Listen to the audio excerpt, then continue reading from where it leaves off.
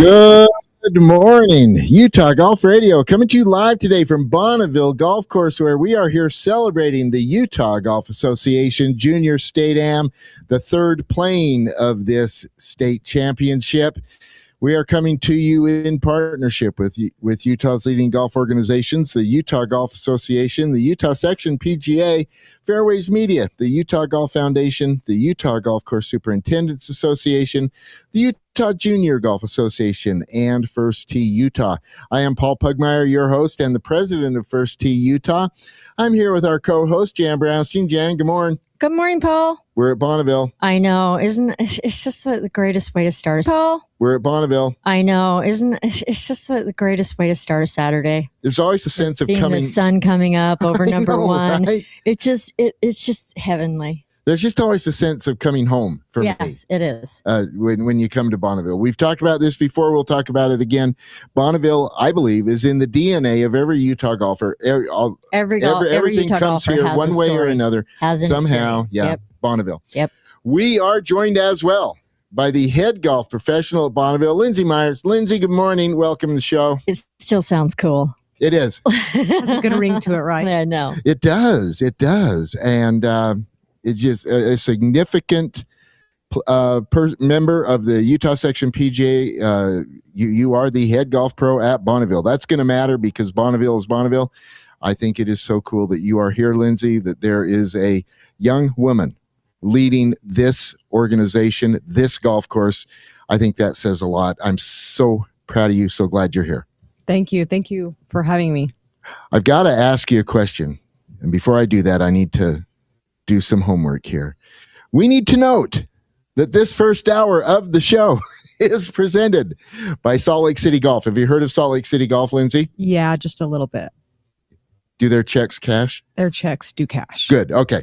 So Salt Lake City Golf and the Salt Lake City Golf app, at slcgolf.com and the Salt Lake City Golf app, you can make tee times at any of the great Salt Lake City golf courses, including Bonneville, on either the app or the website, slcgolf.com. And we are powered, as always, by T-Box at tbx.golf, where they have cracked the code on the whole golfing experience with clubs, coaching, and community. Check out a T-Box. You're going to have fun when you go. So we talked about making tee times on Bonneville on the Salt Lake City Golf app. First thing I wanted to ask you, Lindsay, is you are hosting this significant championship on the heels of just doing the Salt Lake City Am, won by Devin Tovey, a son of Bonneville, and getting ready for the Salt Lake City Open. It's not like you can't fill a tee sheet on a Saturday at Bonneville.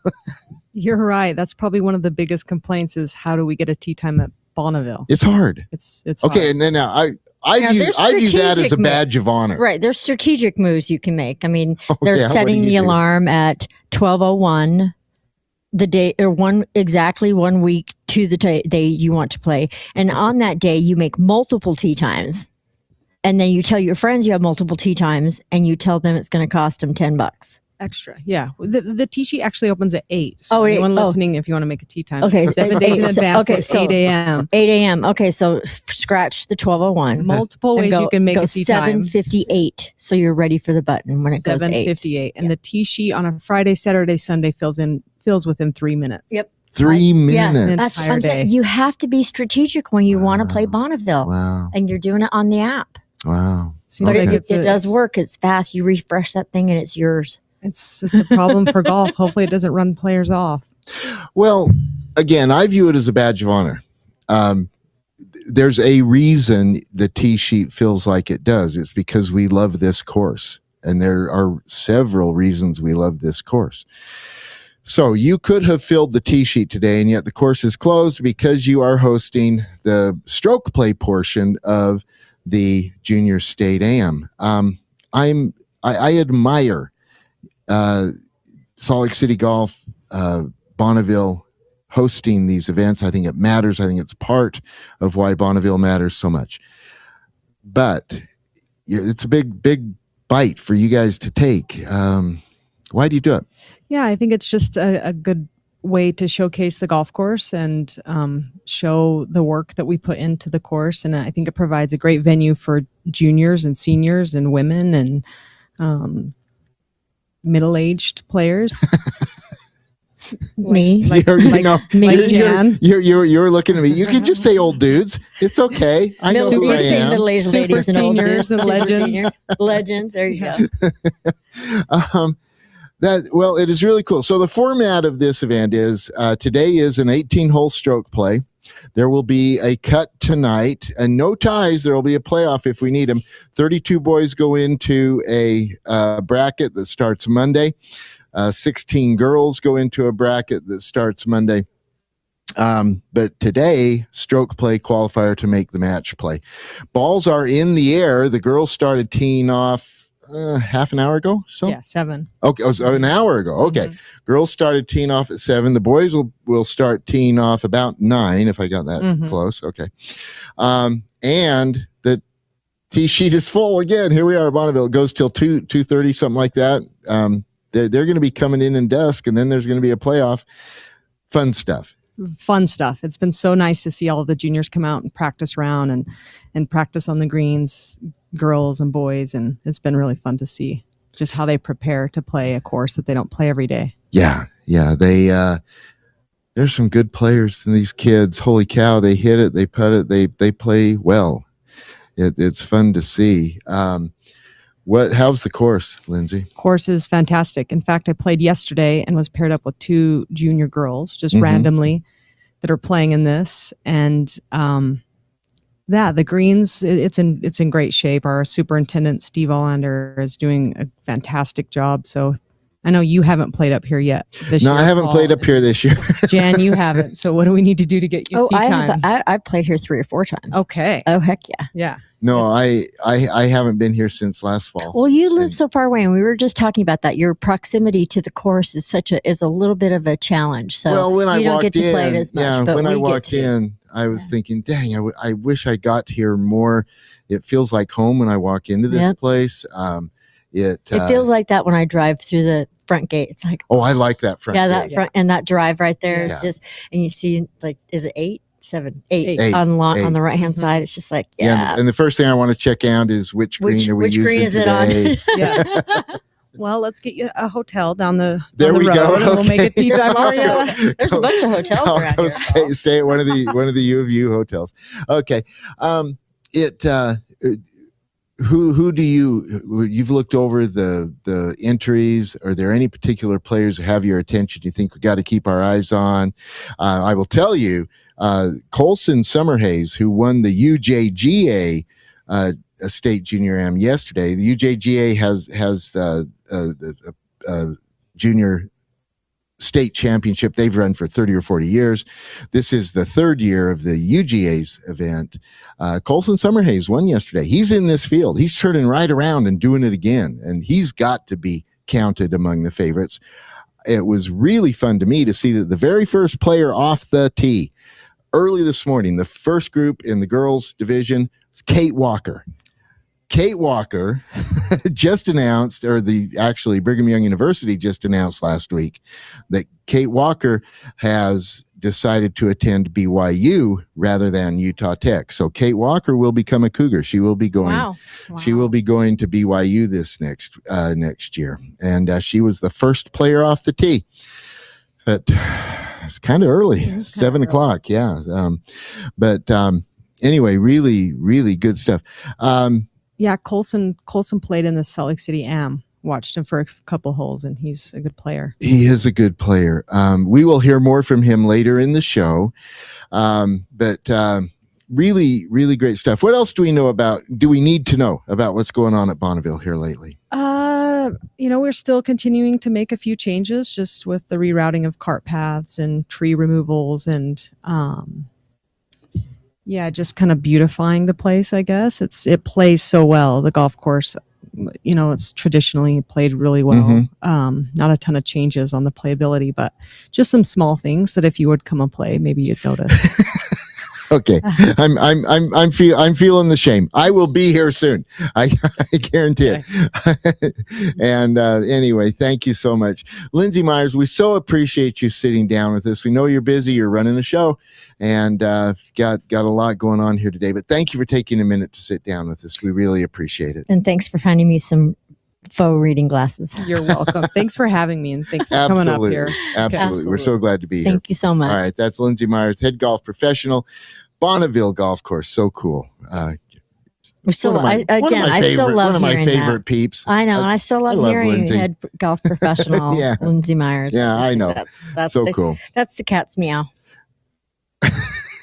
Okay. I know. It's my gosh. I aged myself like 100 years. Oh, that right was there. before you. I know, that's what I'm saying. 100 years. It was crazy. Okay. I'm into 50 saying. We need to talk about Tyler Ott. Yes. Tyler Ott from Sand Hollow this last week won the Utah Section PGA Match Play, one of the section majors, and he went through a list of tall trees to get there. He beat Dustin Volt. He beat, I meant to say Matt Baird. He beat Tommy Sharp. And in the final, he beat the defending champ, Joe Summerhays. Tyler Ott, his first win in a long time, and it was a big one. He wins the Utah PGA Match Play. We had a chance to talk with Tyler following his win. This is a really interesting conversation. Let's play the tape.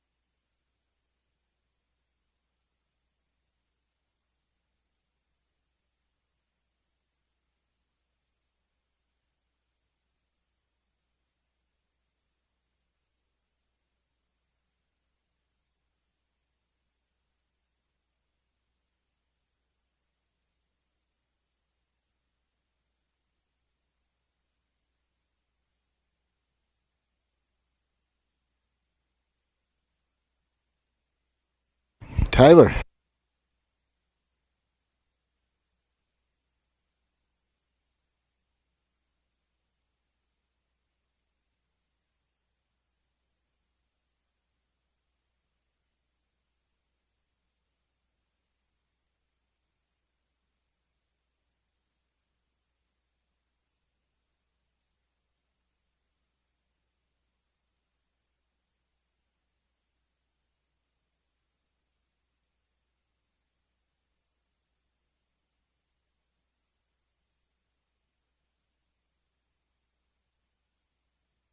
Then Joe hits and we get up there. I was like, I don't know if that's Joe close or me. I was hoping it was me, and the pitch mark was right in front of the hole. So it was just that catch fire and ride it out while things are going my way, and then from there on it was just try to play as solid golf as I could. Let's go back to the driver for a minute. You are a big hitter. Lots of club head speed, lots of strength. That's not really the question this golf course asks much, and yet here you are with the trophy. Yeah, I felt like all week, I've been working on teeing it a little bit lower, trying to control a little bit of a cut, and I've been working hard on that, and then working with my wedges and my putter really hard lately, and I didn't wedge it as well as I would have liked to, but I had a lot of wedge shots and a lot of shorter shots into greens, and I felt like that was big for me. I didn't find the trees very often, and that felt good, just to know that I could step up and rip it, and keep the ball down, keep it in play, and use my length to my advantage rather than have it be a challenge. Hole number 5, par 5, dogleg left, your 14th hole. looked to be the turning point. You were in a little bit of trouble. Joe was in a lot. Was that where things turned around for you? Yeah. That was a interesting situation, and I just have been telling myself I gotta hit my own ball, and just worry about what I can control. And I understood the situation, but mostly I just tried to control what I could control and try to hit good shots. And so, when I got up to my ball, I had to hit it over some trees, and I thought, let's just hit it solid and see what happens. And I just kept trying to hit good shots and make good contact and stay focused and stay on my routine, and the good shots just kept coming. At what point could you exhale and think, yeah, this is it? When I was standing over my birdie putt on the last, I knew that I just needed to 2-putt. I would have liked to have made it, but it was nice to be able to just put one up close to the hole and not have to really go after one and make a nervy one. I did that on the previous hole to keep the match one up in my favor. So that was when I could really excel, was when I Joe had some misfortune and hit a couple chips, and I knew that I knew that I only had to 2-putt, and it was a 12-footer and felt really comfortable. Go back to what you originally said. It's been a minute since you've won, and you're starting with this, a section major. Mm-hmm. What does it mean to you? So I was looking at just the players and everything before I came up, and I was looking at the past champions, and holy cow, there's only good players. There's no accidents here. No, I might be the only one. It was incredible to look, and I actually had that thought, and I tried to chase it out of my mind and not make the moment too big. But I had that thought of, man, like this is an incredible, like this has a lot of history, and I was aware of it, and like I said, I tried to calm it down and take it one shot at a time. But that was one of the first things that went through my mind was, holy cow, I'm going to be on that list of names. And like I said, I don't know that I belong, but had a good week at the right time, and feeling really happy about it. I've known you for a long time. I've seen you hit a lot of shots, play a lot of golf. I think you deserve it here, and looking forward to seeing what you do next. Yeah, and I'd be, oh man. I'd be remiss if I didn't thank my wife and kids, and man, I've made it a goal to get as good at this game as I can, and she has been so good. I mean, I've got 3 kids, a 5-year-old, 3-year-old, and a 20-month-old, and she does so much to help me, to encourage me. A couple weeks ago, I played in an event and just played awful and couldn't get anything going. And I called her afterwards. I said, "What am I doing playing tournament golf, driving up here?" I mean, that was at Gladstone. And I said, "What am I doing playing tournament golf?" And she just had a level head and said, just have fun, enjoy it. And so it took a couple days and pouted a little bit, and when I was ready to come back, she helped me out, and I was just I'm so grateful for her. She's just been awesome. The whole team at Sand Hollow has been fantastic, really encouraging, a lot of fun, and man, I'm surrounded by great people. I'm so fortunate. Well, you totally earned this one. Give her a call and tell her you're bringing a trophy home. Yeah, FaceTiming the kids and showing them that will be a good time. So, the staff, the golf course, I mean, everything here is top notch and so much fun too. And I appreciate their efforts. And I mean, little things like we're following a shotgun today, and they rolled the greens in front of us, and just those kinds of things. Like, they take it seriously. This event matters to them, and I can't thank them enough for that. I mean, they've done a great job, and I'm very appreciative of their support of this event and hosting us this week. Congratulations, man. Thank you so much. That was Tyler Ott on the heels of his victory in the Utah Section PGA Match Play. I've known Tyler a lot of years. We've done a lot of work together because there are so many events going on at Sand Hollow, and I've actually played with him a lot. Mm-hmm. What a good guy. Yes. Tyler is one of the good guys in Utah golf, and it is so cool that he won. Yeah, he got this win. I completely agree. I think Tyler is one of the A-class guys, and Absolutely, and he deserves this. And what I love the most is hearing him say that he FaceTimed his kids to show them the trophy. I think that's just you know what I mean, because think about it. Like the kids come home, he comes home from when he plays tournaments, and they say, "Dad, did you win?" And it's usually to a lot of people, to a lot of kids, you lose more than you win in golf. Absolutely, lose more than you win. Sure. So it's really cool that he was able to take that home. That is cool. All right. Congratulations, Tyler Ott. We need to do ourselves a Jet X update. Come listen to a story about a pro named Jed, a poor 3-putter. He had bogeys in his head. And then one day he was shooting at the green. Got the worst dang bounce anybody ever seen. Left, that is. Short-sided. In the rough. The Jet X Jug. Hold on. I know. Holy cow. The Jet X Jug, brought to us by our good friends at First Utah Bank.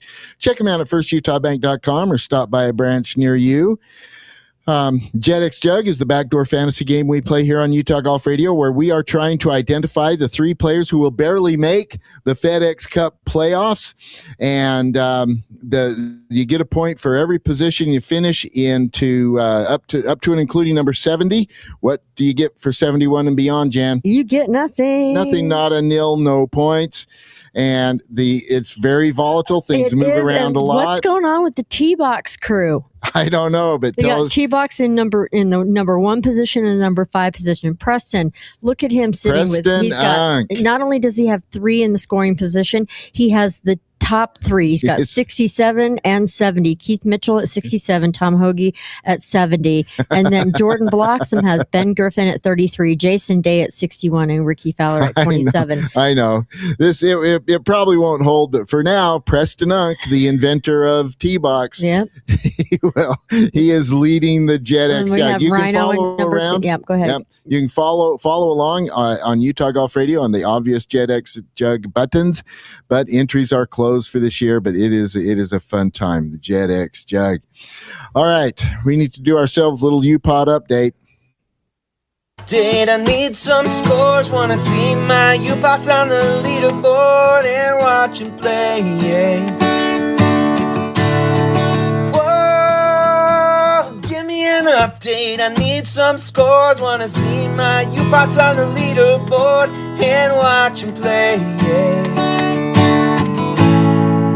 UPod update brought to us by Scott Golf. Check them out at scottgolf.com. This Utah product, these clubs are so sweet, so nice. You will love them. scottgolf.com. Jan, give us a UPod update. All right. Well, last week, Tony was at the Memorial. He finished T29 +1, 289 on rounds of 70, 74, 73, and 72.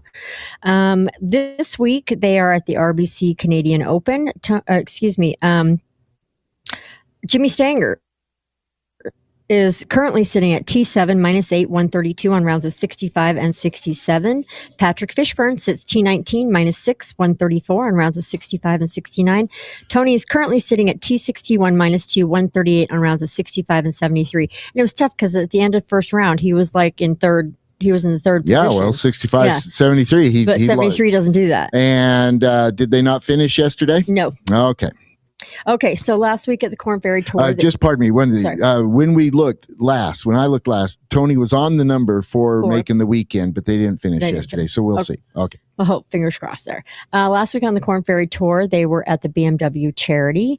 Preston Summerhays, woo, woo, woo, woo. Had a good week. Finished T7 -8, 275 on rounds of 70, 68, 65, and 72. So there you go. Preston's first. Is that Preston's first top 10? First top 10. Yep. It moves him up into the top 100 on the points. Still got a long ways to go. He does, definitely. Zach Blair finished T40 -2, 281 on rounds of 70, 69, 74, and 68. We will talk more about Zach Blair a little bit later. More Zach's coming up later in the show. Daniel Summerhays finished T64 +4, 287 on rounds of 69, 70, 73, and 75. This week they are at the Occunet Classic. Unfortunately, our boys missed the cut. Preston missed the cut +3, 143 on rounds of 73 and 70. And Daniel missed the cut +4, 144 on rounds of 75 and 69. Okay. Last week on the Americas Tour, they were at the Mexican Championship. Cole Ponich, T32, -6, 278 on rounds of 72, 69, 67, and 70. Connor Howe finished T70, +3, 287 on rounds of 72, 70, 73, and 72. This week, I've been practicing saying this. They are at the oh man, I messed it up. Rapidissimo. That's it. I know. Rapidismo. That's what I went with. Okay. Rapidismo. Okay. So Connor Howe currently sits T22 -5, 139 on rounds of 72 and 67. Unfortunately, Cole Ponich missed the cut, +4, 148 on rounds of 73 and 75. Last week on the Champions Tour, Mike Weird partnered up with Ken Taganawa, and they finished T13 -25, 188 on rounds of 65, 60, and 63. Mike is at the Canadian Open, where he is a what do they call him? A legend in Canada. Well, he is that. He's the prodigal son. He did miss the cut this week, +7, 147 on rounds of 70 and 77. Okay. We are joined now by a friend of the show, friend of my life. I like this guy.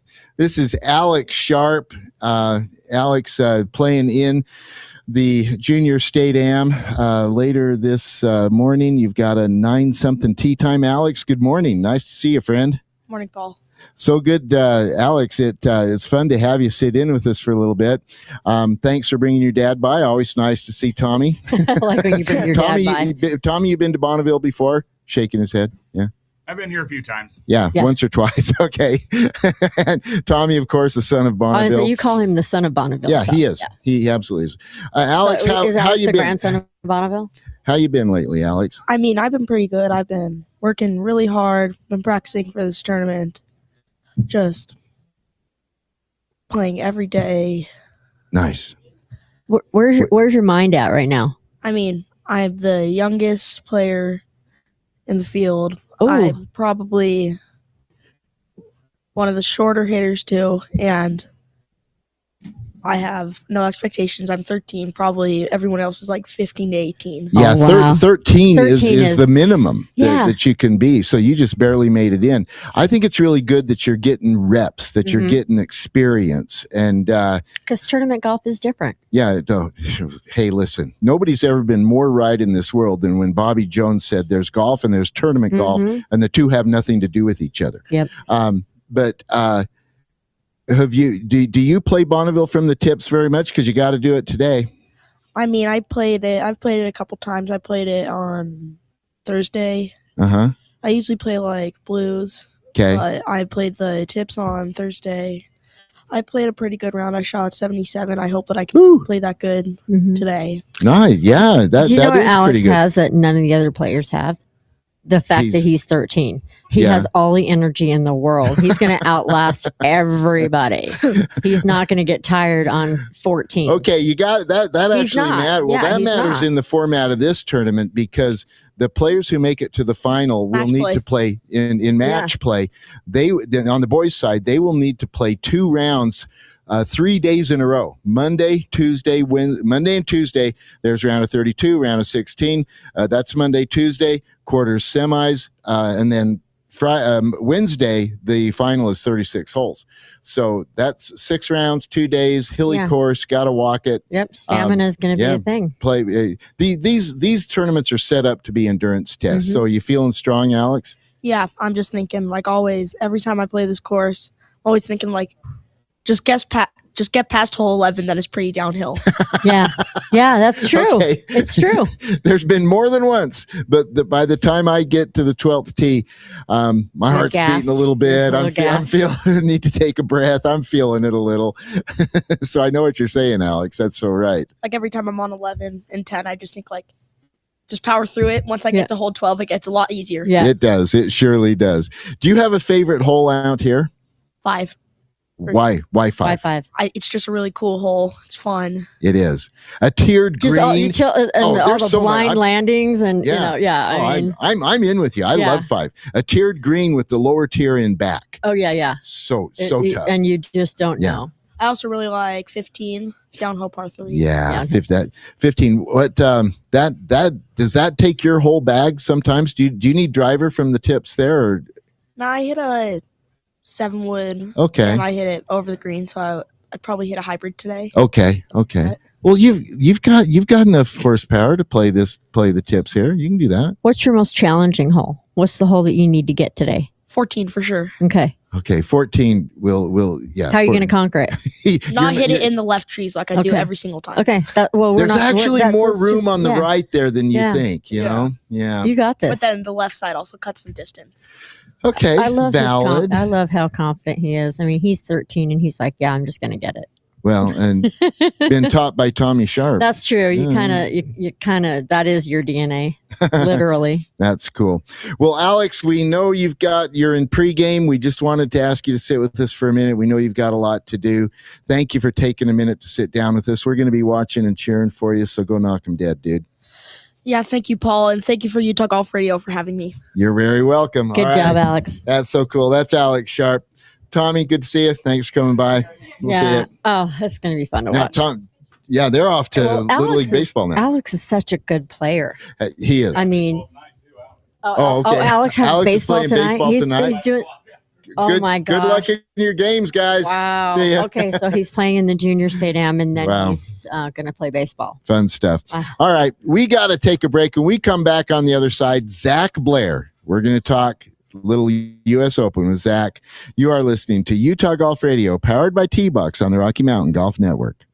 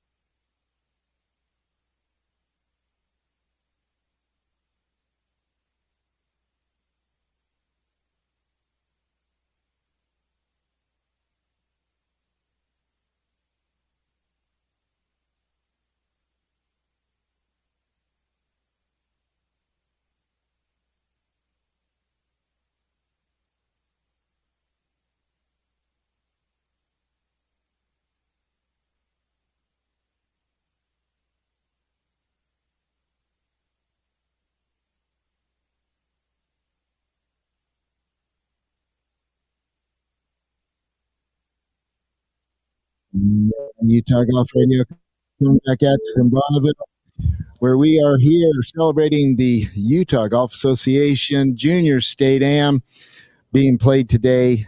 Girls are already on the course. Remy Rollins has the early lead through 4 holes. She's -1. Play will go all throughout the day. Today is the stroke play portion, followed by a match play that begins on Monday. We are coming to you in partnership with Utah's leading golf organizations, the Utah Golf Association, the Utah Section PGA, Fairways Media, the Utah Golf Foundation, the Utah Golf Course Superintendents Association, the Utah Junior Golf Association, and First Tee Utah. This first hour of the show is presented by Salt Lake City Golf at slcgolf.com or the Salt Lake City Golf app. And we are powered, as always, by T-Box at tbx.golf. Check them out. Get yourself to a T-Box. Jan, Zach Blair, here's something that's not news. No. Zach Blair doing something incredible. Well, he did it again this past week. He was co-medalist at one of the 11 USGA qualifiers for the U.S. Open. And he did it at the Springfield Country Club in New Jersey, where he has qualified now 3 times at this one course for the U.S. Open. Absolutely Every year he goes, please be there, please be there. I know, right? Absolutely incredible what he has done. And he was co-medalist in 2019. That was at a course in Oregon. And then for the last 3 years at Springfield in New Jersey, he was medalist in 2024. In 2025, he won a 4-for-1 playoff to get in, and then for 2026, he's a co-medalist. This last week, through it all, he has a 66.6 strokes per round scoring average, and has played his way into 3 U.S. Opens on this qualifying course alone, 4 in total. Zach Blair on his way to Long Island to play in the U.S. Open next week at Shinnecock Country Club. The U.S. Opens he's played in have been at Pinehurst, Pebble Beach, and now Shinnecock. Cathedrals of the game, all of them, and that is a term of art that the USGA uses. Incredible. Zach and his family are on a airplane this morning as we speak, so I talked with Zach yesterday about all this. Got to run this tape. Here is Zach Blair. Zach, you qualified for the U.S. Open again, and at Springfield Country Club again. Man, congratulations. Yeah, thank you. I appreciate it. Several things I want to get into, but first of all, Springfield, baby, you've got that number. What's going on at Springfield for you? Yeah, I mean, I've played there, a handful of times now, so pretty comfortable on the golf course, and it's not crazy long, but it can be pretty difficult around the greens, which is, I feel like there's definitely an advantage if you've played there and had success there and kind of know where to hit it and know where not to miss, and been fortunate enough to kind of take advantage of that for the last couple of years. Yeah, fits your game too. If it relies on a lot of wedge work, you're among the best there is. Yeah, it's definitely definitely not too long. You get a bunch of wedges, which is nice, and can reach a couple of both of the par fives, and it's just pretty crazy on and around the greens. Where you just feel like, if you haven't played there and kind of done the qualifier there, you're kind of in shock basically with how diabolical it is. So, well, you've played there 9 times, if I've got the record right, but you've qualified 4 times, including the last 3 years in a row. Are you just ready for them to schedule things at Springfield all the time? Yeah, it'd be nice. It would be nice if we had a few more events there. But no, it's a fun spot, and it's been fun to go back there every year and have some success. So walk us through this most recent one. You were co-medalist this year at Springfield, and but never really out. I was out of the mix. I was watching the live scoring all day long, and every time I refreshed it, you were first, T1, second. You were in the mix the whole day. Yeah, I was out pretty early, the second or third group. And I've always kind of felt like if you need to have a solid round the first round to, be in the mix. You don't need to go win it in the first round, but it's obviously nice the better you shoot. But so this was maybe one of the first years where I feel like, I really got off to that good start in the first round, which kind of helps so you don't have to feel like you have to be so aggressive or trying to force it during that second round, because it is the type of place where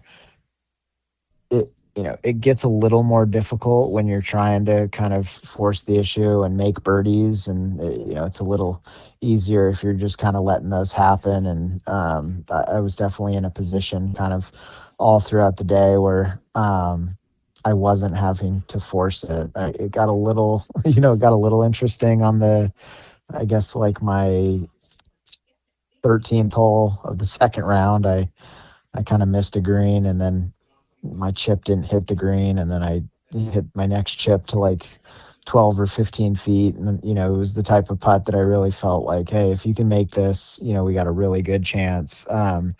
Because the leaderboard, like you were mentioning, it was pretty stacked and tight in there for a while, and then obviously some people kind of fell down and made some mistakes coming in, but yeah, it was nice to play well. You're heading to the U.S. Open, man. I want to get to that in a minute, but staying with the longest day in golf and this highly demanding 36-hole qualifier, in many ways, it doesn't surprise me that you do so well at it, because these aren't the only times in your life you play 36 holes in a day. You are so widely known for being a golf geek who plays a whole bunch of golf. Does this just fit in with the way your motor runs? I guess. I mean, I definitely enjoy it. Like, I don't have too many days anymore, where I'm out there playing 36. But like, yeah, growing up and in college and kind of right out of college.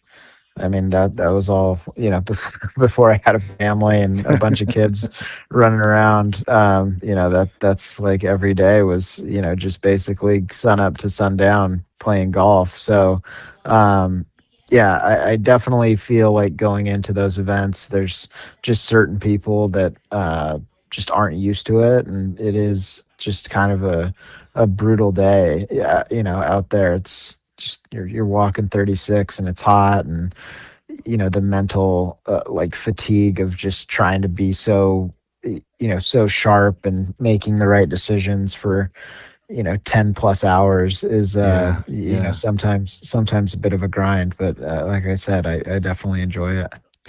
So how does it work? You come off the green. Now you started a little early, but still you had a good number there, and you're experienced at this. You knew you were likely to go.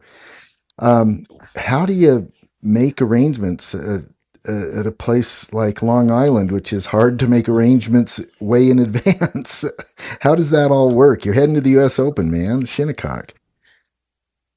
Yeah, I mean, the USGA and anyone who's kind of hosting events is usually pretty good at they've got some stuff kind of all packaged and ready for you to go if you're lucky enough to qualify. But yeah, it's kind of a bit of a whirlwind. I was telling somebody the other day that day or two after, just trying to figure out, are you going to go home? Are you going to play the next event? Are you going to go get the family? It is kind of a crazy 24 or 36 hours. And yeah, again, like you said, kind of Long Island's not the easiest place to get to from Utah. And, no. Yeah, it is kind of crazy just how it all goes, and pretty quick too. You have a lot of experience on Long Island, of course, because you're such an aficionado of great architecture, and there's a great amount of it there. I mean, Heavenly Days right next door to Shinnecock is National Golf Links. There's Fisher Island. All these courses you have played a lot before, and then Shinnecock is both Rayner and McDonald. What's it like for you, with your deep knowledge and love for the Golden Age architecture, to be at that on that course in that neighborhood for the U.S. Open?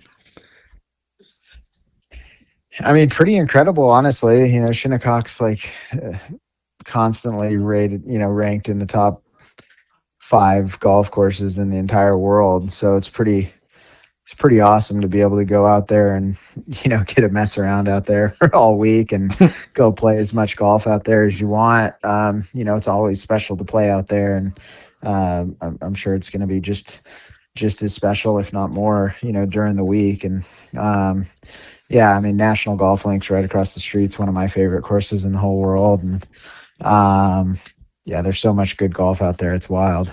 Are you going to go play other courses while you're there, or focus on Shinnecock? I think one of the days we might kind of sneak over somewhere and try and go play some golf, and just it's kind of it gets to be a bit of a zoo, once everybody kind of gets into town. And that's kind of, my least favorite part of any of it, is just, being surrounded by just like so much grind, right? Just people out there, and the practice rounds take so long, and it gets pretty exhausting, honestly. So yeah, we might try and sneak off one of the days and just kind of go reset. Fun. One final question before I let you go. One of my very favorite U.S. Open memories ever, and I mean, as a fan, I'm including Miller in '73, all this great stuff. But one of my very favorite U.S. Open memories ever is you. And I'm wondering what your favorite U.S. Open memory is from. This will be your 5th one. You've played in 4 of these things. What's your favorite U.S. Open memory? I mean, my dad kind of carrying the bag up 18 at Pinehurst in that first one. That's mine. That's mine. Yeah. That was a beautiful moment, man. That was so cool. Yeah, that was great. Yeah, I mean, honestly, all of them have just like awesome stuff. Going back to Pinehurst that second time a couple of years ago was pretty cool. Just, I think it had been, 10-ish years or something like that. And that was kind of like my first really big event, before I was on the PGA Tour or anything like that. So that one was pretty special and neat. But I've been super lucky for the ones that I've qualified for, just to be at just like such crazy, historic, awesome venues. Yeah, really. Played Pebble the one year, which was insane. Played Pinehurst twice, Oakmont last year, and then Shinnecock this year. So that's the cathedral list right there. Yeah. It's pretty insane. So yeah, just excited to go back, taking the whole family, and like truly like one of my favorite places in the whole world. So just pretty pumped. That is so cool. Well, I will never forget watching your dad jump over the ropes on the 72nd hole in 2014. So I'm glad that's a good memory for you as well. Zach, we are so excited for you, proud of you, and boy howdy, we're going to be watching and cheering for you next week. Go knock 'em dead, man. Thank you. Appreciate it. That is Zach Blair on his way to Shinnecock U.S. Open, qualified for his 5th U.S. Open. Jan, I want to go back for a minute to this moment in 2014. So first U.S. Open that Zach had qualified for, as he noted, this was before he had PGA Tour status. He was a younger man then, and he did not know that his dad was getting on a plane. After Zach made the cut, his dad, the great Utah Golf Hall of Famer, Jimmy Blair, worked it out with the caddy. And so Jimmy's there on property. Zach doesn't know it. When they're walking up 18, the 72nd hole on Sunday, caddy drifts over to the right side of the fairway. Jimmy jumps over the rope, comes out. The caddy slips the bag off. He goes into the crowd. Jimmy takes the bag and he's following behind Zach like caddies do. Zach doesn't know yet. Oh, my goodness. Zach turns around to get his putter, and there's his dad on the bag. It was one of the greatest moments, maybe in life, certainly in golf, certainly in the U.S. Open. Did they televise that one? Oh, yes. Okay, so we can get that on YouTube. It was on TV. It was such a I can't even imagine. Moment. What a great memory. So what a cool. great feeling. So cool. And then, so anyway, Zach, obviously he made the cut that week. He made the cut at Pinehurst the second time. So both cuts that he's made in the U.S. Open have been at Pinehurst, which makes sense because Pinehurst is such a demanding, exacting short game course. What does Zach Blair do better than almost anybody? Short game. Short game. Yep. Zach Blair playing in the U.S. Open. Holy cow. Can't wait to see that happen. So great. Appreciate him taking a minute to talk to us. All right. We got to take a break. When we come back on the other side, we're going to do a little things and stuff. We're going to talk about the new Titleist woods with Mike Alleman. You are listening to Utah Golf Radio, powered by T-Box on the Rocky Mountain Golf Network.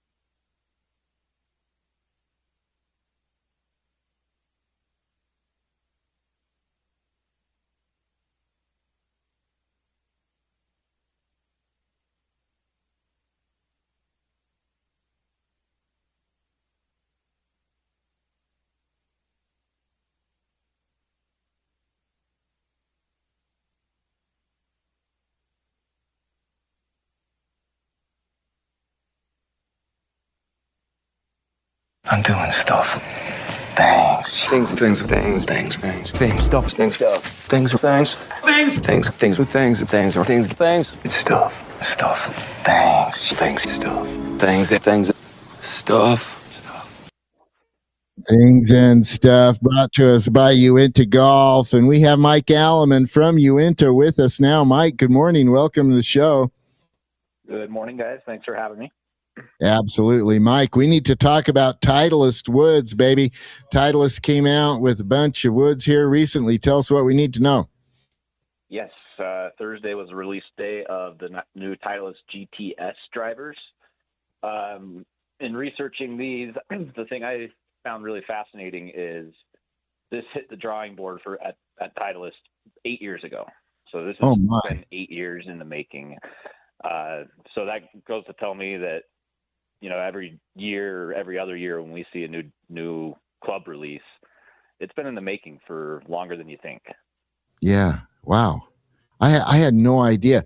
I love the looks of these things. They look so clean, which in many ways for the entire Titleist line, certainly the drivers, the fairways, but irons as well. And of course, Vokey wedges, they have a clean look, but these drivers especially really capture that.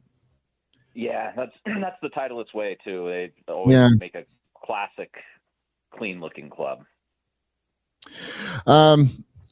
Do you guys have all the woods in your stores? Have you got the drivers, fairways, hybrids? Do you have them all now? So it's just drivers and fairway woods that released. The hybrids typically they change those when they change their iron series. Okay.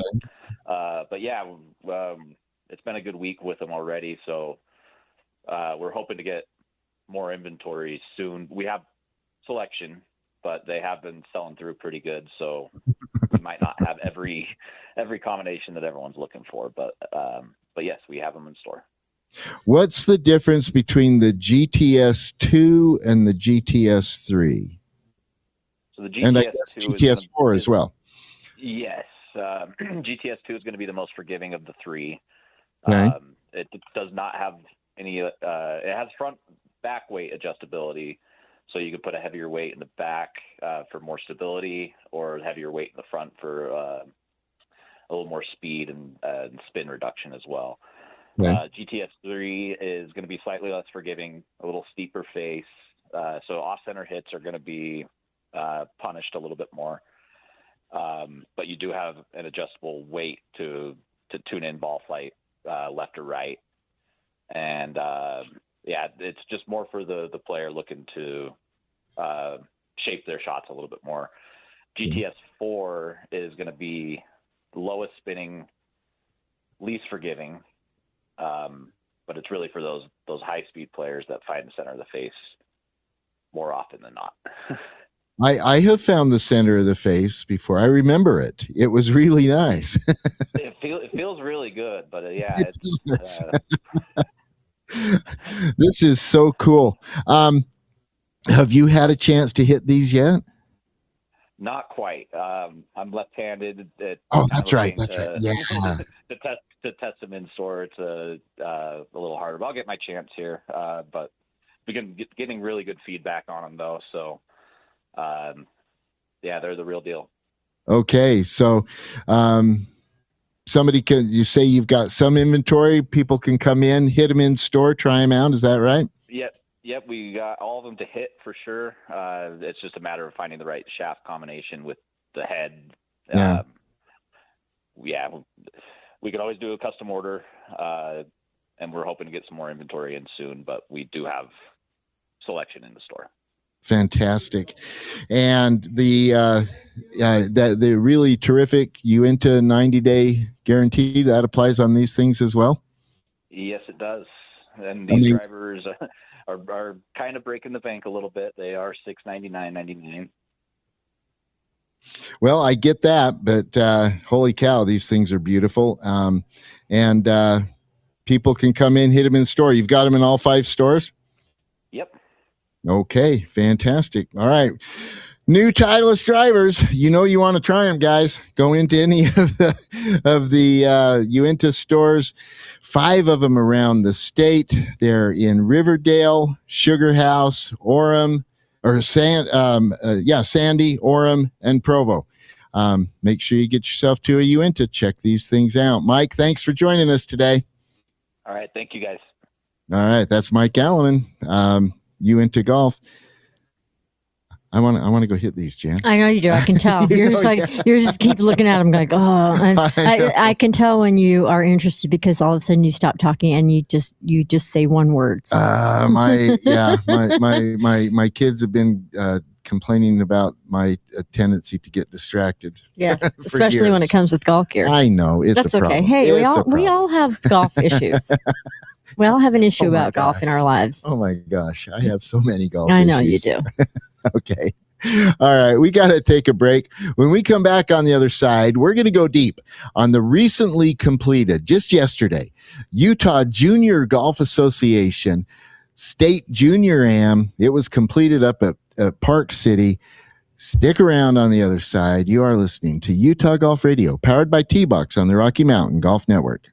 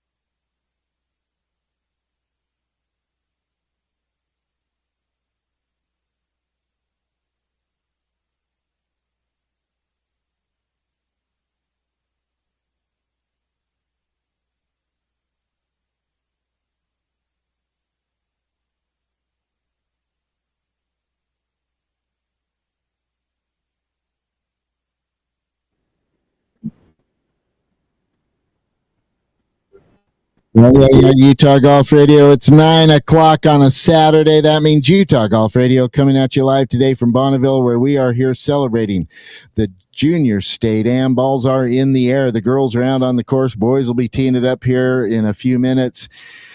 We are coming to you in partnership with Utah's leading golf organizations, the Utah Golf Association, the Utah Section PGA, Fairways Media, the Utah Golf Foundation, the Utah Junior Golf Association, the Utah Golf Course Superintendents Association, and First Tee Utah. Paul and Jan with you today, and we are so glad to be at Bonneville. We love being up here. Love having a little bit of time at Bonneville. Always. It's state am time all the way around. I mean, we have the juniors now, and then we have the men's and women's coming up in a couple weeks. Okay. Yes, absolutely. And that is one of the main points that we want to talk about in this segment of the show. But before we do that, I want to note a couple of things. First of all, this second hour of the show is brought to us by College Coaches Connection at collegecoachesconnection.com. Check them out. They will help the kids in your life find the right spot for them to continue their athletic careers into college and all the sports. We love the golf the most, but check them out at collegecoachesconnection.com. And we are powered as always by T-Box at tbx.golf, where they have cracked the code on the whole golfer experience with clubs, coaching, and community. Get yourself to a T-Box. And Jan, we have a little something special going on today. Through a series of unlikely events, we have ended up needing to go back into the archives. And we pulled from the Hall of Fame of Utah Golf Radio producers, Olivia Benyon, the OGOB herself. OGOB, I love it. Olivia Benyon is producing for us today to get us through a difficult day. Olivia, say hello, please. Hello. It's lovely to be back. We are so glad to have you with us, Olivia. Tell us what you've been doing.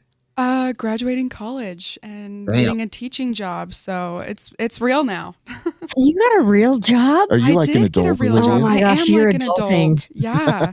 I'm a junior how has teacher. adulting been for you? It's been a journey. I think as it is for everyone, but it's fun. Should I tell her now it gets harder? Yeah, well, the thing is, now your criminal record will no longer be expunged. That's true. So you will be held accountable. Yeah, good to know. Good to know. We're glad you're here with us for the day. Where are you going to be teaching next year, Olivia? I will be teaching at Centerville Junior High. So bam, there you go, Centerville Junior High. What are you going to make them call you? Miss Benyon. Miss Benyon. Okay. I think you not should. Miss B. Ms. B. If that happens organically, that happens. But I like Miss Benyon. It probably will happen organically. I think you should have them call you the OGOB. Yeah, I think you should do that. I don't know if they'll let you do that though, Paul. I don't know if they'll let. Maybe. Okay. Well, we will. Okay, we'll just call you that. Okay. Olivia, so glad to have you with us. Thank you so much. Of course. So happy to be here. All right.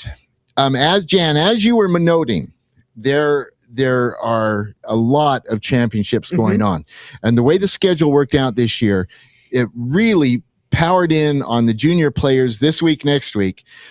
This last week, the Utah Junior Golf Association completed the 43rd playing of the state junior am that the Utah Junior Golf Association, the UJGA, has been doing for 43 years. Wow. When Jeff Thurman, the executive director at the UJGA, told me it was 43, I wasn't quite ready to hear that. I knew it'd been a long old time, but 43 is a big number to be. I know we should go back through and see all the golfers today where they. I know who now have grandkids, right? Who now have grandkids in the UJGA. I know, right? That would be really fun. So there are a couple of differences between the UJGA's State Junior Am and the Utah Golf Association Junior State Am that we are at today.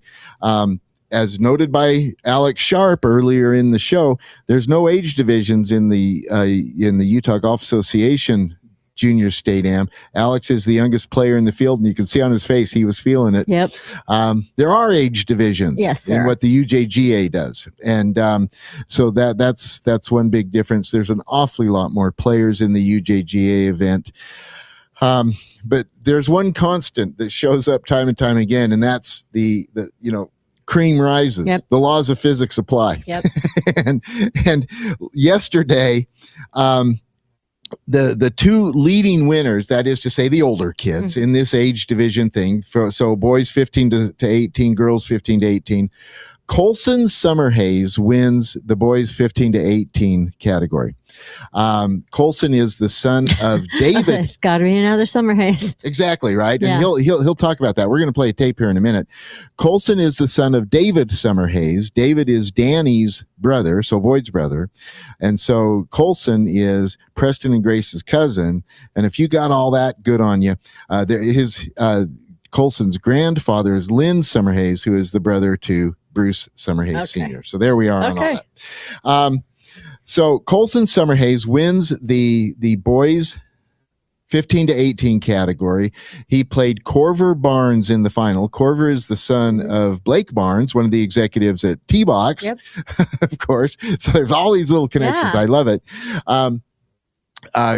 But Corver played his way into the final against Colson. They had themselves a knockdown, drag out, stand in the middle of the ring and punch each other in the face match. It went 18 holes, and it really came down to the last shot, the last putt. It was an awfully lot of fun to watch, and you're going to enjoy hearing this interview.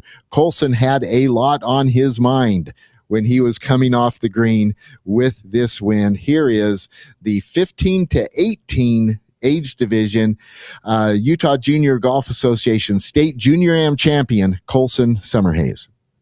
Tell me, really. You want to start? I'm not sure where to start, Colson, other than how would you describe how you've made this climb in golf in the last year or two? So much hard work. You can't get anywhere without hard work. It doesn't come naturally like that. You have to put in the work to be good at what you want to do. And if you have those goals and you put your mind to it, you can do it. Is there a point looking back in the last year or two when you saw the results start to happen and thought maybe you could get to this level at some point? I saw it a little bit last summer.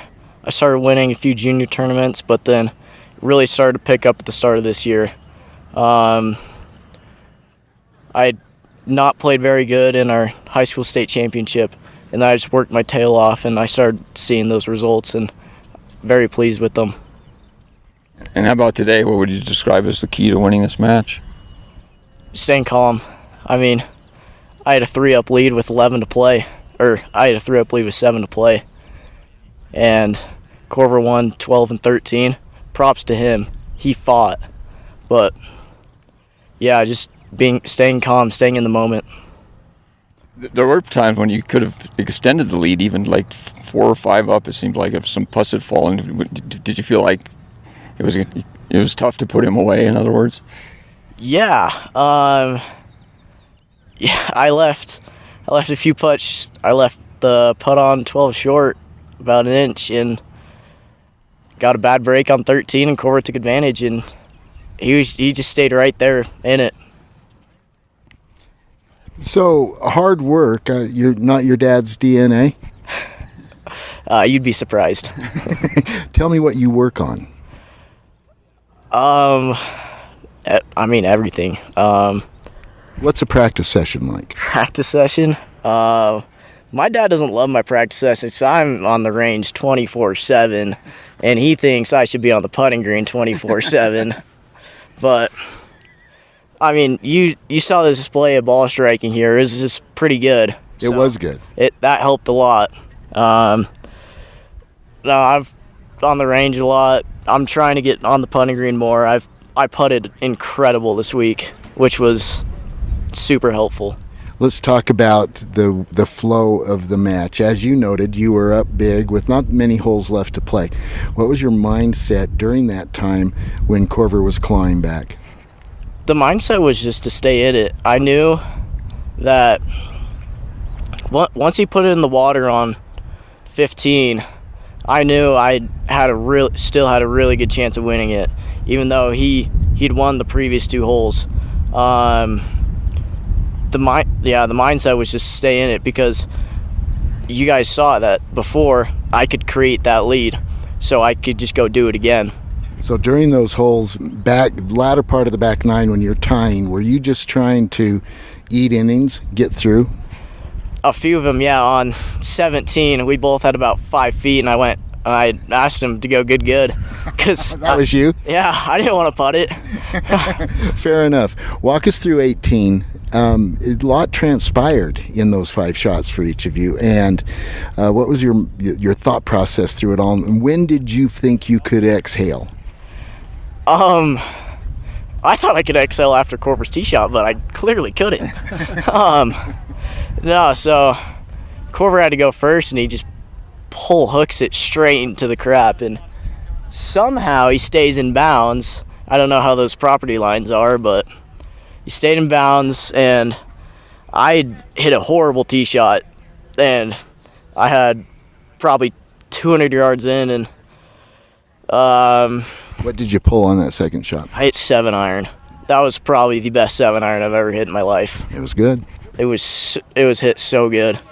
But I knew that once I hit it, the match was secured.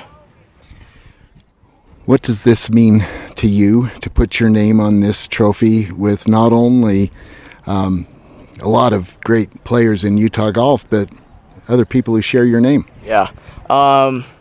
It's not so much me. I think it's a bigger part. I think it's bigger than me. More for the Summer Haze name. My cousin's out here supporting. That means a lot. Just having that last name and being a part of something that's not just me, it's way bigger than me, is just incredible. Has that name ever been hard to live up to in golf? I mean, right now, not so much. After that, but I mean, there's so much grind. There's times where you think I'm not gonna live up to this, and then there's times where I've exceeded it. But you just have to stay focused and stay in the moment. Did you go into this week thinking there was a reasonable chance of standing here on Friday? It's quite a shocker. The matches I've won have been unbelievable. My first match, I should have lost my first match. I was down 3 after 9. I birdied 5 in my last 6 to win the match on 18. I shot 9 under to beat my second round match 2 up. I beat Austin Jones handily, and then I beat Drew Wilson 1 up on 18. I beat Crew Harward in 20 holes, and I just beat Corver in 18. So it has not been an easy stretch. Pressure putts have been unbelievable, and luckily for me, I made them this week. What did you draw on in those moments?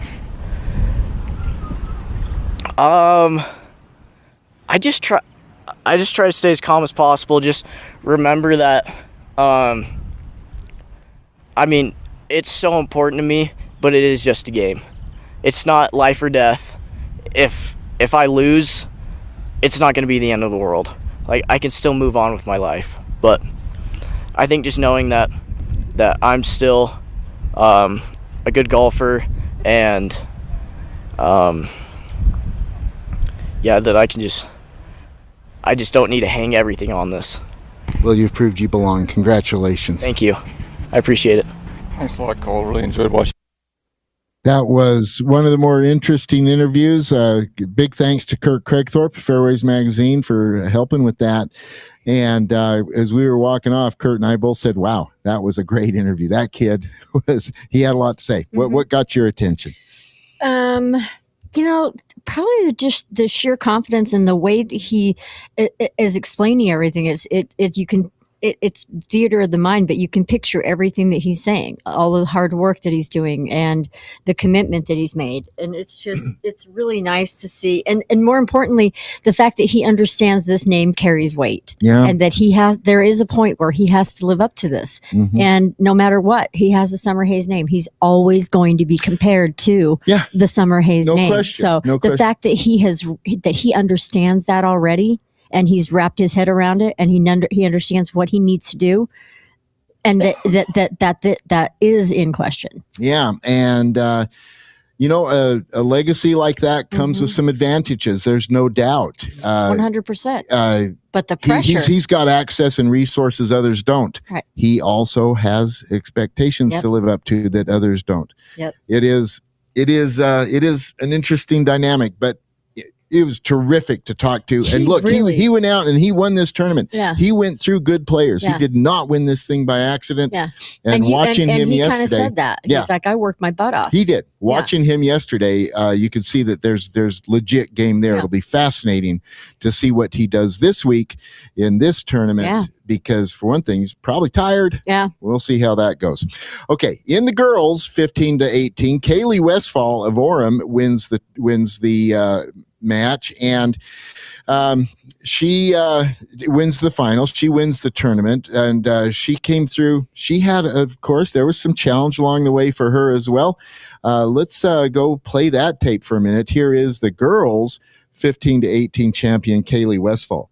Start with that, Kaylee. Just tell us how the match went today. Today the match was great. The course was in great condition, so I just started off just trying to hit fairways and greens and get as many fairways and greens as I could.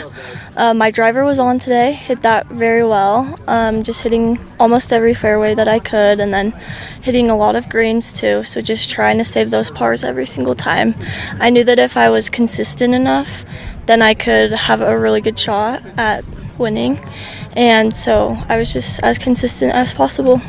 Did the whole week kind of go that way for you?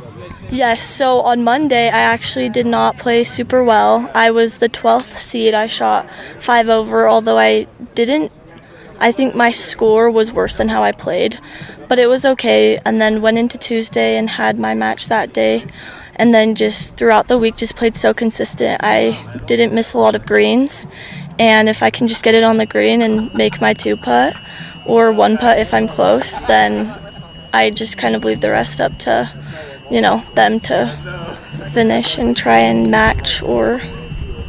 So was there any key moment or highlight of today's match? Well, today it was definitely hole number 9.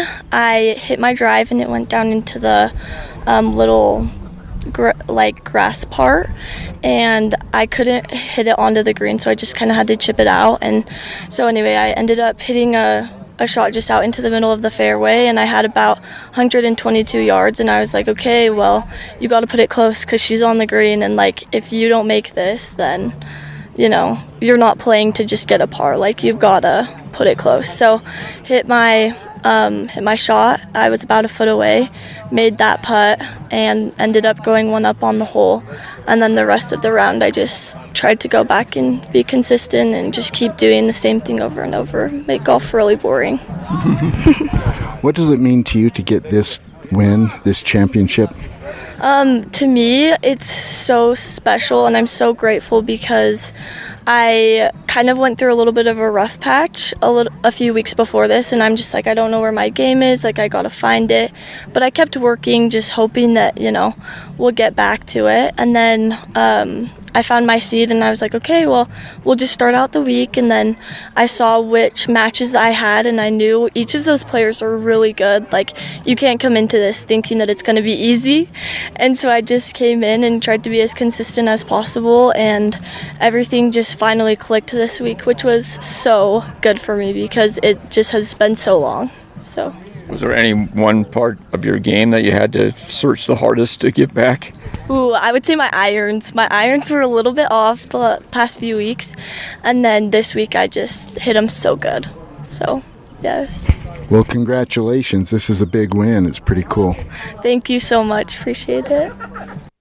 That's Kaylee Westfall, the winner in the girls 15-18 division. I loved when she said, trying to make it boring.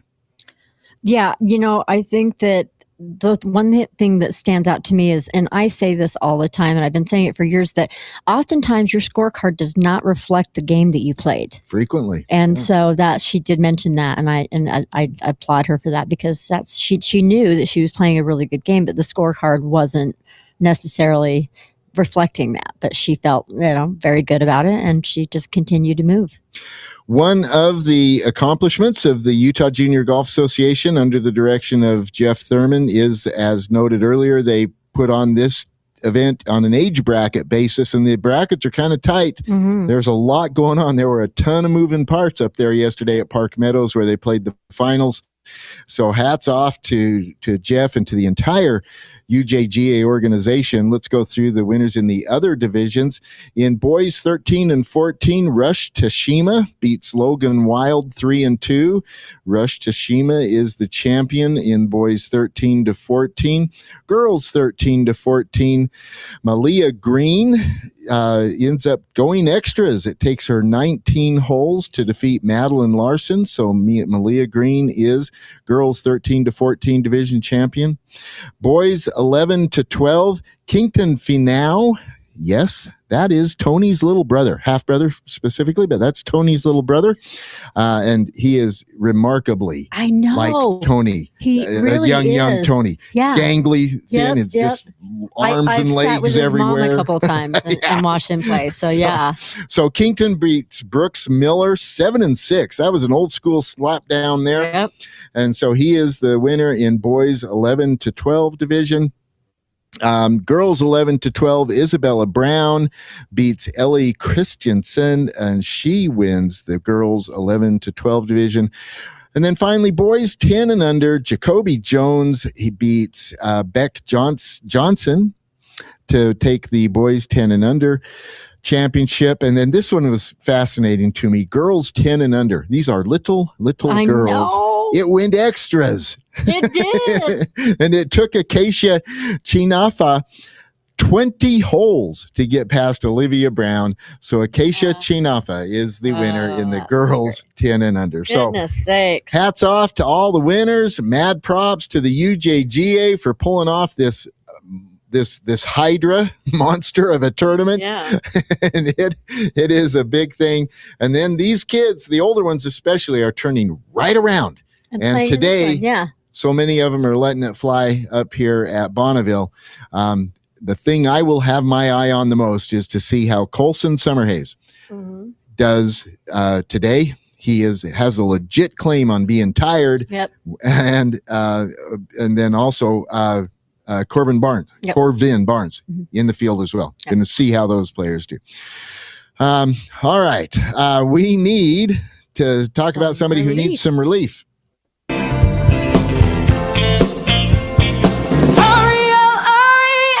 I'm just trying to do my best.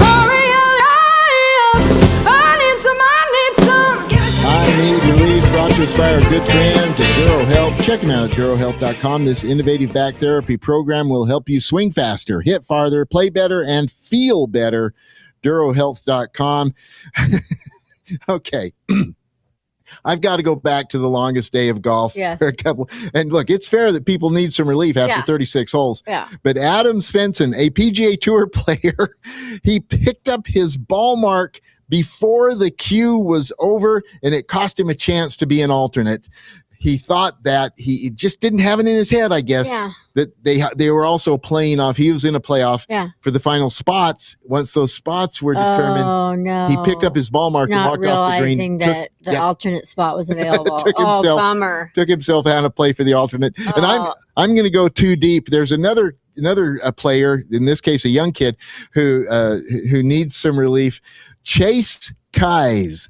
In the qualifier, he qualified, he got in, and they were talking to him afterwards. This was so funny. And they said made some kind of breezy reference to Shinnecock next week. And his eyes flew open. You could tell he was shocked. He goes, "It's next week?" Oh my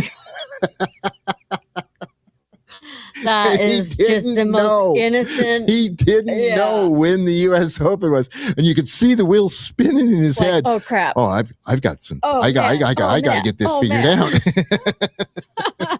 Okay, those are good problems to have, kid. Those are good problems. Those are good problems. Yeah. Okay, let's talk about somebody on a Sizz.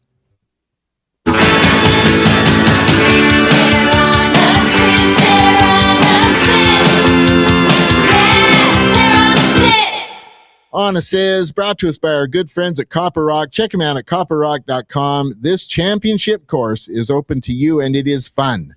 Go play Copper Rock. All right, tell you somebody who's on a Sizz. The leader right now in the Canadian Open is Ben James. Ben James, in case you're thinking, who's Ben James?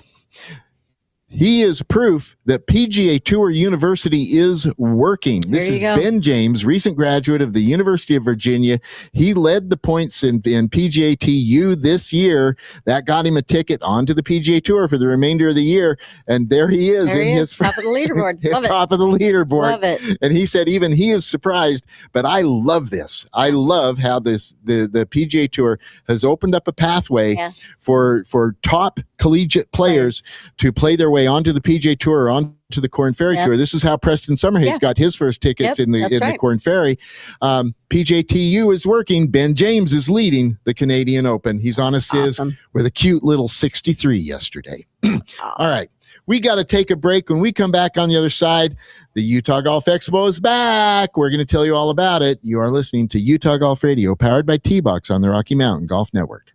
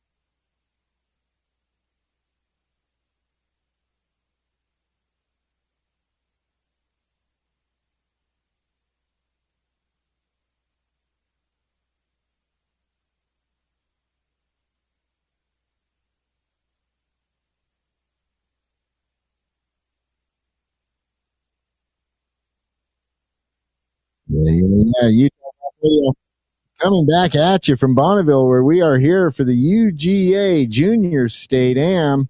Balls are in the air. Girls started playing earlier. Remy Rawlings continues with the lead. She's -1 through 9. Navy Hubs has tied her at -1 through 3. Both there's a two concurrent tournaments here, boys and girls. Girls will play for 16 spots in the match play that starts on Monday. Boys are playing for 32 spots in the match play that starts on Monday. And we, of course, that's the thing I noticed on both of them is, or especially the boys, is how many boys there are playing in this event. It's the kids golf or junior golf in Utah is strong. Yeah, it is. It really, really is. And good players. They play good golf. Mm-hmm. It is fun to see. Yep. We are coming to you in partnership with Utah's leading golf organizations, the Utah Golf Association, the Utah Section PGA, Fairways Media, the Utah Golf Foundation, the Utah Golf Course Superintendents Association, the Utah Junior Golf Association, and First Tee Utah. This second hour of the show is presented by College Coaches Connection. Check them out at collegecoachesconnection.com, where they will help the kids in your life find the right place for them to continue into college with their athletic careers. collegecoachesconnection.com. And we are powered, as always, by T-Box at tbx.golf. Check them out. Get yourself to a T-Box. Jan, after a few years absence, yes, the Utah Golf Expo is coming back. It will be held on July 18th at the Mountain America Expo Center in Sandy. And we have with us now Nafe Latu and Alex Latu, who are making this thing happen. Nafe and Alex, good morning. Welcome to the show. Thank you so much for having us, Paul. Thanks for having us. Absolutely. First of all, congratulations and thank you. Yes, we appreciate you bringing the show back. We appreciate you making it happen. It's always been a lot of fun. I want to hear the backstory on how you guys came about being the ones to bring back the Utah Golf Expo. Yeah, me and actually my wife, we've been on the event space for quite a while. We used to run the Hair and Beauty Expo, and we got introduced to golf. We own a company called Freedom Golf, in which golf tournaments into private retreats. And we came around. Hello? Alex, you might have to pick that up because we lost Nafi. We lost Nafi. Yeah. Let's see. Okay, so I think what he was just saying, we've been in the event space for a while. In 2024, we fell in love with golf and started Freedom Golf. We put on golf retreats and golf tournaments and, business networking things centered around golf. And once we realized there hadn't been a golf expo in a few years, we just thought, Utah needs that. So let's put that on and here we are. So we're super excited about it. We're super grateful to all the vendors that have signed up and all the people who have bought tickets already. It's sure to be a great day and an exciting day of, I'm most excited to discover new brands and new companies that are trying to make way in the golf space. So it'll be a great day. I know it's mid-golf season, which I think can be a benefit to a lot of us who are, figuring out our golf game. And maybe by July, we'll know what we need to make it a little better and come and find some new things. So that's what I like about it, Alex, is someone said to me, when is it? I said, it's in July. And they said, that's a weird time to have a golf show. Usually it's in January or February. And I said, in reality, it's not. If you think about it, you've been playing golf now for a few months, and this is where you want to maybe upgrade your equipment or update, some of your electronics, your rangefinder, stuff like that. You're into the season now and you know what you need. Yes. And so all of that stuff is going to be there at the expo. Yeah. Well, and something that I'm noticing in my research that's a little different as well is many of the golf shows that are in January are not necessarily shows where you're showing up and you're buying things and taking them home with you that day. And that's something that will be exciting here as well. You go to the PGA show, a lot of the stuff is, you're ordering and it's coming a couple months later. Here, you'll actually be able to shop there. You'll be able to try new things out. We've got several companies that are going to be doing full-on demos of their products, and you'll be able to leave with them that day. So I'm really excited about that aspect and just getting to find new fun things. I mean, you may not always know what new thing you're looking for, but when you find it, and it's always fun to take something new home, put something new in your bag. So I found the exact thing I never knew I always wanted. Exactly. Yeah, right. I agree with Jan. I think holding it mid-season makes sense. And my reason's a little simpler. Our brains are in golf mode. Yeah. And so, just full on, what are we doing now? We're golfing. So what are we doing next? I think We're your going to the Golf shopping is Expo. different. Your thinking is different on what you need, what you want, what you deserve. I don't deserve much, but it is kind of cool. So, Alex, are you guys having fun doing this? We honestly are. We have always, like Nafe said, we've been in the event space for, 7 years now, I think. And we always just love meeting new people and getting to, build relationships. And the cool people that we've been meeting through putting on this expo has been awesome. There's so many people who are, building really cool things in the golf space that we never knew about before we started putting this together. And it's been really exciting to see all these people who are trying to change the golf world. Alex, golfers are the coolest. We are. Yes, you should know that. Yes, they are. You guys are super cool. I'm going to change hats here for a minute and lapse into first tee mode. You are doing something with the ticket sales in support of first tee. We are excited and grateful for this. Tell us all about what you're doing for first tee. Yeah, so first off, we're super excited to be partnered with First Tee. We had been looking for a nonprofit that worked with kids local to the state of Utah that we could work together with and donate our ticket proceeds to. So Jan actually we messaged on Facebook or something and had set up a tea time, and we had a meeting literally scheduled that afternoon with another nonprofit in Utah to talk about this. And then all of a sudden we realized, Paul, you're with First Tee Utah. And so it was really awesome to get to learn more about what you guys are doing. And we're super excited to say and share with everyone that we're donating 100% of the ticket proceeds to First Tee Utah to help further along all of your efforts and the cool and amazing things that you guys are doing. You should see the smile on Paul's face right now. It is just beaming. He is so excited. Thank you so much. That is so incredible, you guys. It's just so great. Wow. Yeah. Wow. Yeah, absolutely. And Jan's we're so grateful to do it. We are grateful for your you. support, and we are grateful to be associated with this event. And so everybody out there listening, go buy tickets to the Golf Expo.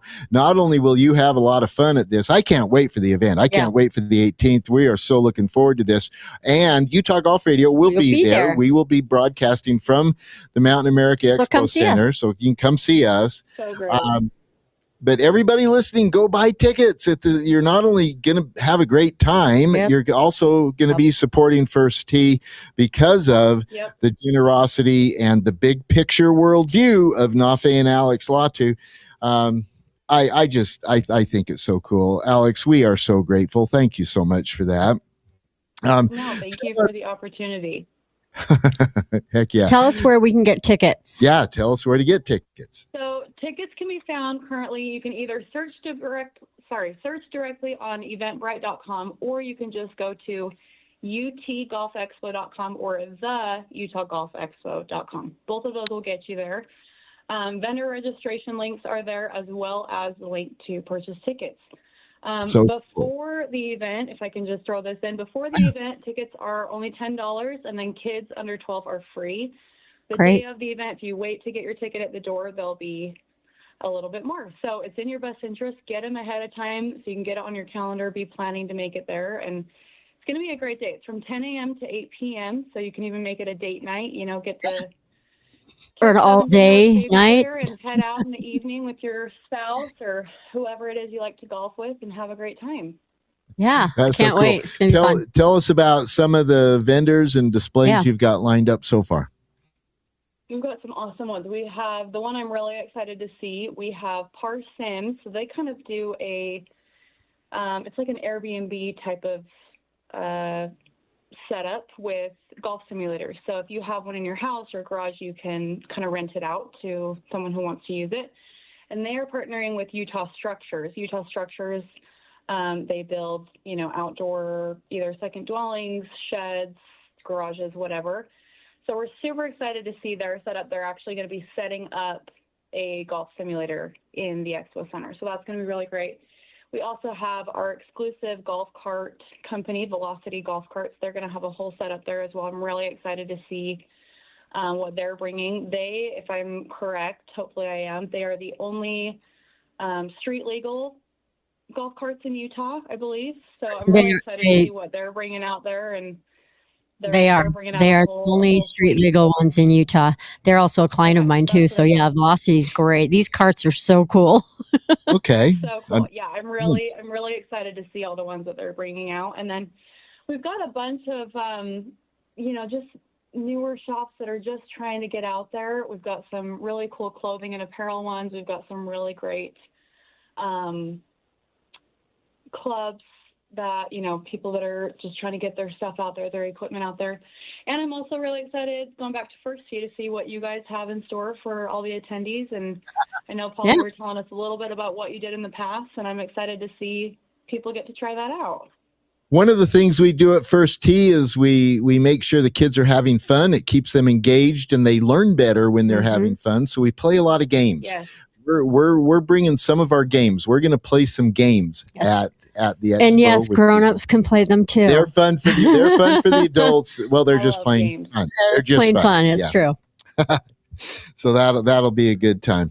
All right, Alex, thank you so much for joining us. We are really excited about this and so glad that you're bringing the expo back. This will be fun for everybody. Thank you so much. Thank you for having us. We're super excited. Absolutely. That's right. Alex Latu putting on the Golf Expo. It will be on Saturday, the 18th of July at the Mountain America Expo Center. You can go to utgolfexpo.com or the utahgolfexpo.com or just search Utah Golf Expo. Yeah. You can find the website, buy tickets there. Buy your tickets. All your ticket proceeds go to the First Tee Utah. All tickets proceeds go to First Tee Utah. Yep. That's really cool. That is we are very, very grateful. I love we got that connection and connected you guys. That's great. That is a cool thing. All right, Jan, what's next? Paul, you know what's next. I do. It's the What's Next segment brought to us by our good friends at the Utah Golf Association. Stick around on the other side. We're going to tell you what's coming up next in Utah Golf. You are listening to Utah Golf Radio, powered by T-Box on the Rocky Mountain Golf Network.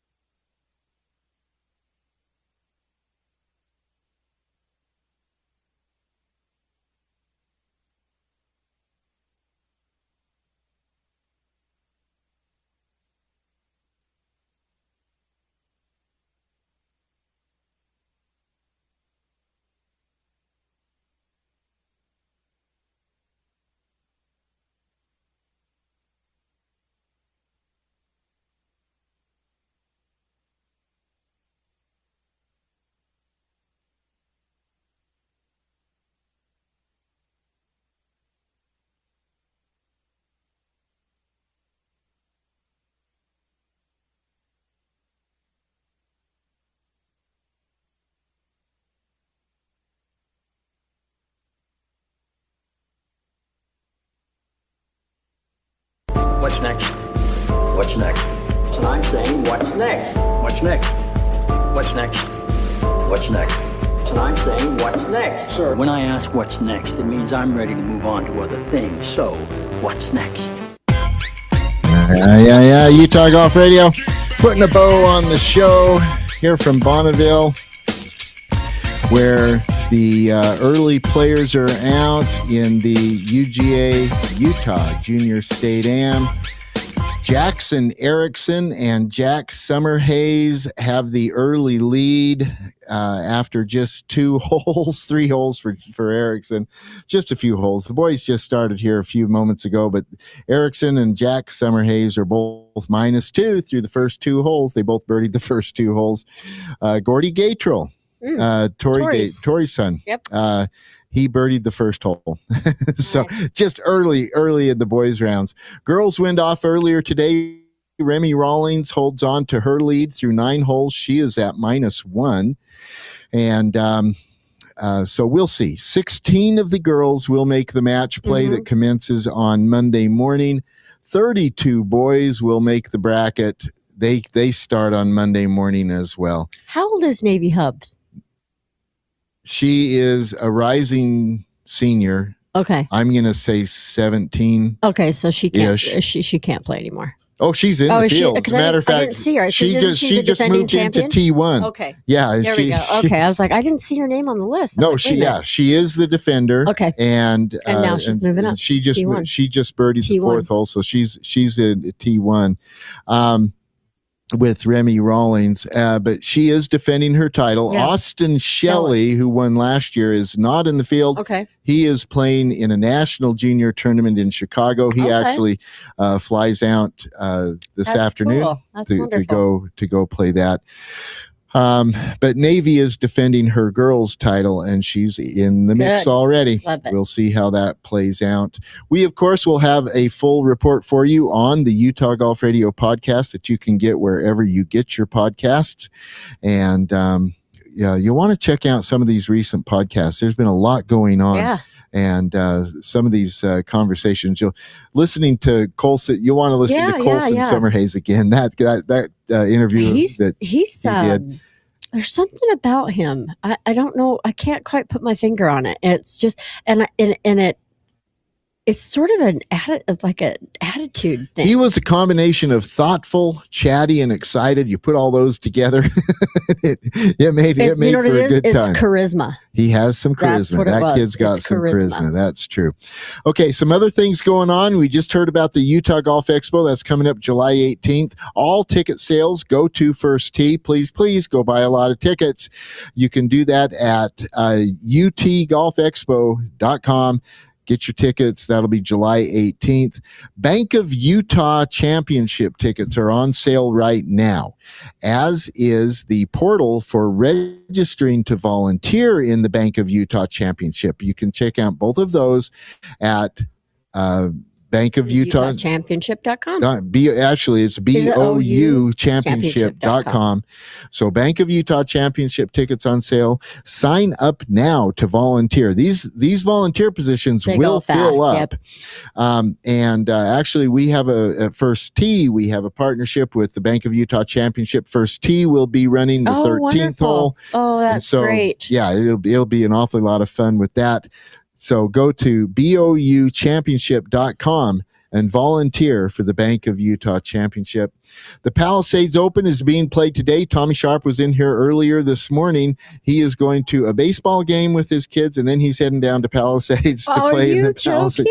No, so busy times. Gosh. We'll have a report on that on the podcast.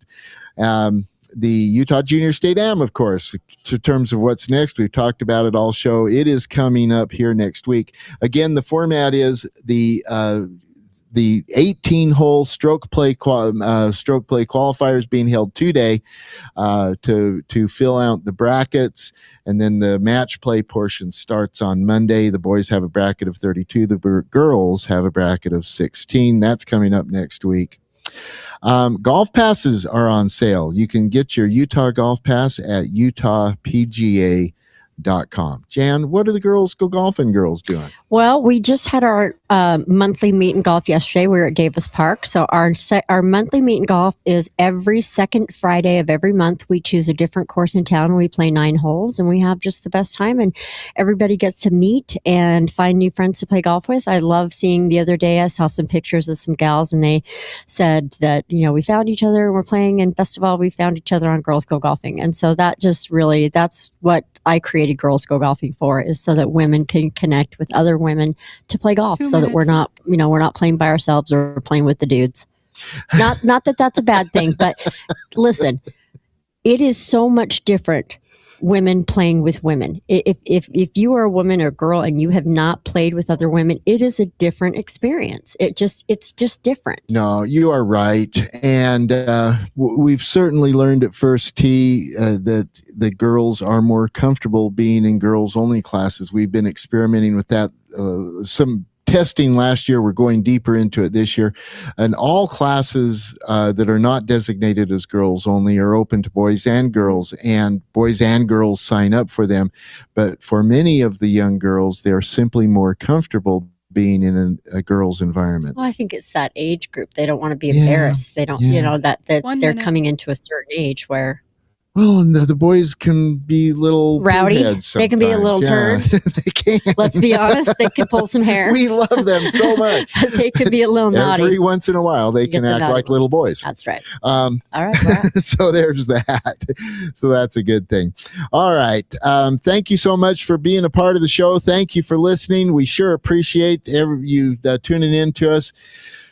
With thanks to everybody who's on the show today. OB.